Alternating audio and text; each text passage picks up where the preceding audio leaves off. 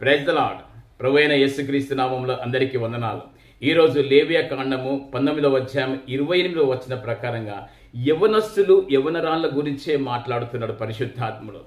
ఏమనంటే మీ దేహం మీద పచ్చబొట్లు పొడిపించుకొనకూడదు. మరొక్కసారి చెప్తున్నాను, మీ దేహం మీద పచ్చబొట్లు పొడిపించుకొనకూడదు.